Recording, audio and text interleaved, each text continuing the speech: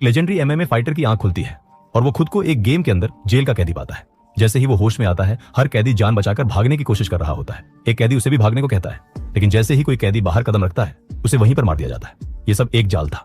Warden ने जानबूझकर उन्हें भरोसा दिलाया कि भागना मुमकिन है ताकि वो सबको एक साथ मार सके।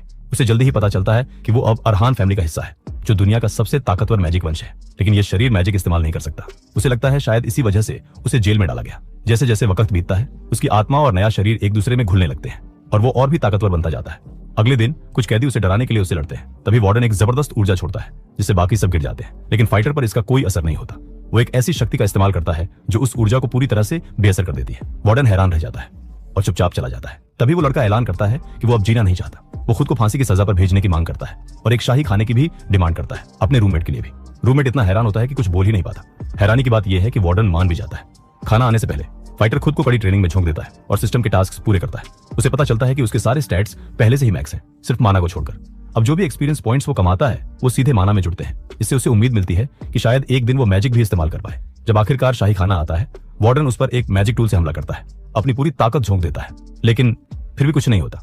वार्डन थक हार कर अपने कमरे में लौट जाता है और टूल के साइड इफेक्ट्स से चक्कर खाकर गिर जाता है। फाइटर ने ये मौका पहले ही भांप लिया था। उसने वार्डन को पहले भी वो टूल इस्तेमाल करते देखा था और जानता था इसके बाद क्या होगा। उसी पल का फायदा उठाकर वो और उसका रूममेट मिलकर बाकी गार्ड्स को हरा देते हैं और जेल से भाग जाते हैं।